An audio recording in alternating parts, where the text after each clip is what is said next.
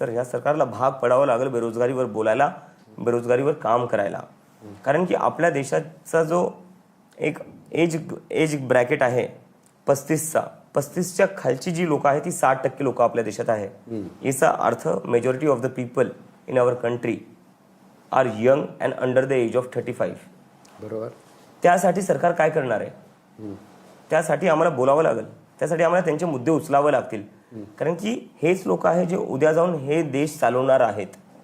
आणि जर ह्याच लोकांसाठी तुम्ही काही करणार नसाल, त्यांच्यासाठी तुम्ही काही बोलणार नसाल, तर मग हे लोक रस्त्यावर उतरतील. आणि मग असंच आज प्रधानांचा राजीनामा घेतला, उद्या दुसरं कोणाचा घेतील. प्रधानांचा राजीनामा का झाला? म्हणजे त्या दिवशी असं वाटत होतं की त्यांचा राजीनामाच होणार नाहीये, म्हणजे ते आंदोलन चाललंय. मलाही तसंच वाटत होतं. सगळ्यांनाच वाटत होतं की त्यांचा. पण त्याच्या मागे तुम्हाला काय वाटतं की नेमकं काय कारण असावं की प्रधानांचा अचानक राजीनामा झाला? 20 जुलैला जे झालं त्याच्यानंतर हे आंदोलन जे आहे ते खूप मोठं झालं. ते अभिजित दीपकेपेक्षा मोठं झालं, सोनम वांगचुकपेक्षा मोठं झालं, CJP पेक्षा मोठं झालं.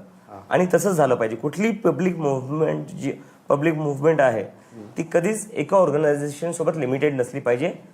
ती पब्लिक मुव्हमेंट मोठी बनलीच पाहिजे. ती तेव्हाच मोठी होऊ शकते जेव्हा पब्लिक स्वतःहून एक समजेल की नाही यार ही मुव्हमेंट माझी आहे.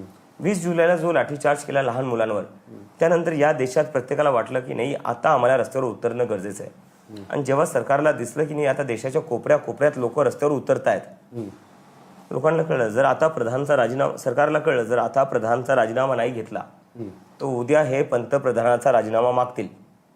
त्याच्यामुळे प्रधानांचा राजीनामा झाला. अच्छा, म्हणजे त्यांचं तर म्हणणं आहे की तसं काही नाही आहे, काही अराजक तत्वांनी हे पुढे घेऊन जाऊ नये त्यासाठी आम्ही राजीनामा दिला की हे पुढे वाढू नये आणि अराजकता वाढू नये. एकंदरीत असंच त्यांच्या राजीनाम्याचा अर्थ होता. हे तर म्हणजे बोलायच्या गोष्टी झाल्या ना. खरं कारण हेच आहे. 20 जुलैला जी गर्दी आली जंतर मंतरवर आणि लाठीचार्ज नंतर ती गर्दी दुप्पट तिप्पट वाढली. ती गर्दी पाहून सरकारला कळलं लोकांचा मूड आपल्या विरोधात आहे. आणि आत्ताही जर आपण लोकांचं नाही ऐकलं तर उद्या हे लोक येणाऱ्या इलेक्शनमध्ये सरकार बदलून टाकतील. त्यावेळेस तुम्हाला एक फोन आला होता आणि तुम्ही काहीतरी असं फोन ऐकला आणि जोरात वी आर डन इट असं केलं. कोणाचा फोन होता? ते आमचीच एक टीम मेंबर होती रत्ना. ती जंतर मंतरवर नव्हती तर तिचं इंटरनेट चालत होतं, माझं इंटरनेट चालत नव्हतं. अच्छा. तर मला खूप लोक म्हणत होते राजीनामा झाला. मी म्हणलं यार ट्विटर उघडा बघा कन्फर्म आहे का.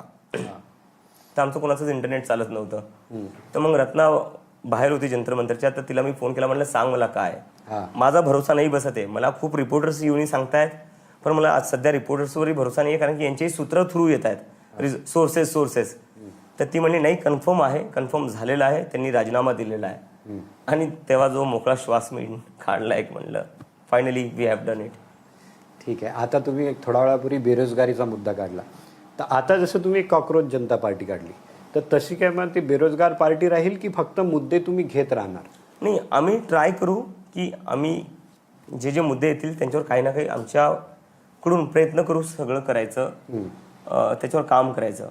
पण मला एक असं वाटतं एवढं फार डेमोक्रेसीबद्दल मी वाचलेलं आहे त्याच्यावरनं, डेमोक्रेसीमध्ये कधीच एका पार्टीकडं, एका माणसाकडं, एका ऑर्गनायझेशनकडे सोल्युशन नसतात. आणि जो कोणी माणूस तुम्हाला सांगेल की मी एकटा सगळं ठीक करेल तो माणूस खोटं बोलतो. त्यामुळं गरज आहे कॉकरोच जनता पार्टी सारखी अजूनही मुवमेंट्स बनायची. गरज आहे अजूनही सोनम वांगचुक पुढे यायची. गरज आहे जसं जेनझी पुढे आला तसे जे वयस्कर लोक आहेत त्यांनी पुढे आलं पाहिजे. तेही वोट करतात ना, तेही याचा भाग आहे. तर जोपर्यंत आपण सगळे ॲज कलेक्टिव्हली काम नाही करणार as an aware citizen, as a responsible citizen, तोपर्यंत मला नाही वाटत आपण काही मेजर चेंज करू शकतो. जर आपल्या देशात खरंच मेजर चेंज करायचा आहे तर एक कॉकरोच जनता पार्टी करू नाही शकत, अभिजित दीपके करू नाही शकत. त्यासाठी आपल्या सगळ्यांना एक जागरूक नागरिक बनावं लागेल, तेव्हाच ते शक्य आहे. कारण की आता बरेचसे लोक हा प्रश्न विचारतात ना, म्हणजे आता मी बरेच तुमचे इंटरव्ह्यू बघितले की तुम्ही राजकारणात जाणार नाही. म्हणजे मी कधी बोललो नाही, मी कधीच नाही बोललोय. म्हणजे तुम्ही राजकारणात जाणार नाही, मी बोललोच नाही हे.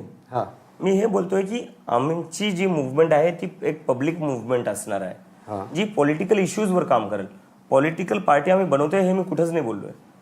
नाही, म्हणजे तुम्ही स्वतः राजकारणात जाणार नाही असंच बोललात ना तुम्ही. तेच बोलतो तुम्ही एक ओके, मी ते बोलतोय. म्हणजे तुमचे पुढे की फक्त चळवळ वेगवेगळ्या विषयावर चळवळ तुम्ही करत राहणार. येस. आंदोलन मी करत राहणार. आंदोलन करत राहू, जिथं डायलॉगनी गोष्टी होतील तिथे डायलॉगनी करायला बघू.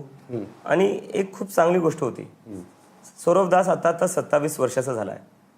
27 वर्षाचा मुलगा केंद्रीय मंत्र्यांसोबत निगोशिएट करतोय. देशाच्या इतिहासात मला तरी नाही वाटत असं कधीच झालेलं आहे. हे देशाच्या लोकशाहीसाठी खूप मोठा मोमेंट होता. इथे एक 27 वर्षाचा मुलगा केंद्रीय मंत्र्यांसोबत बसून निगोशिएट करतो की हे रिफॉर्म झाले पाहिजे, हा राजीनामा झाला पाहिजे. पण अभिजित, तुम्हाला नाही वाटत की आता तुम्हाला झालं कॉक्रोच जनता पार्टीला एवढं समर्थन मिळालं, नीटचा इश्यू होता, सगळ्या इश्यू होता, पण इतर गोष्टीवरही तुम्हाला ते समर्थन मिळेल का असं तुम्हाला वाटतं का? म्हणजे वेगवेगळ्या चळवळी तुम्ही करून. नाही सर, मी म्हणजे असं गृहीत धरून चालणार नाही की दरवेळेस आम्हाला असंच समर्थन भेटेल. मी ते कुठंच गृहीत धरणार नाहीये. पण आम्ही आमच्याकडून पूर्णपणे प्रयत्न करू, इमानदारीने मुद्द्यांवर काम करायचं आणि जेवढं we can stay true to the cause as much as possible आम्ही त्याचा पूर्ण प्रयत्न करू. बाकी लोकांच्या हातात आहे. जर त्यांना खरंच वाटलं आम्ही मुद्द्यांवर खरंच इमानदारीने काम करतोय तर ते सोबत येतील. जर त्यांना कुठं वाटलं की नाही आता आम्ही आधीसारखे नाही राहिलो तर आमच्या मागं नाही येणार. आणि ते तसंच असलं पाहिजे. एका डेमोक्रेसीमध्ये खूप गरजेचं आहे, जेव्हा कोणी मुद्द्यांपेक्षा दूर भटकेल त्याच्या मागं लोक नाही निघाले पाहिजे. उद्या जर जाऊन मी ते केलं तर उद्या माझ्या मागं लोकांनी नाही आलं पाहिजे.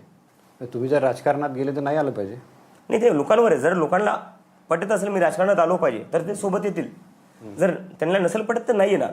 कारण की मागे असं आंदोलन झालंय, 2011ला अण्णा आंदोलन झालं होतं, ते मी होतो तिथे. ते एक आम्ही आंदोलन बघितलं, त्यामुळे सरकार बदललं. येस. एक हे जेनझीचं पहिल्यांदा आपल्या देशात जेनझीचं हे पहिलं आंदोलन आहे. त्यानंतर तुम्हाला असं वाटतं काय की लोकांनी सरकारही बदलावं? ते लोक ठरवतील सर. मी एकटा कसं काय सांगू? लोक ठरवतील. जर लोकांना वाटलं सरकार ऐकत नाहीये, सरकार सुधरत नाहीये, तर येणाऱ्या निवडणुकीत ते बदलून टाकतील. नाही बघा कसं आहे, आणि सरकार बदलणं काही वाईट नाहीये. हा, एका लोकशाहीसाठी सरकार बदलत राहणं खूप गरजेचं आहे. कारण की जेव्हा एक सरकार खूप काळासाठी राहती तेव्हा ती सरकार अहंकारी होऊन जाते. हा एक तुमचा पॉलिटिकल स्टँड आहे की सरकार बदललं पाहिजे. बघा तुम्ही आता मी म्हणतो लोकशाहीसाठी चांगलं आहे. हा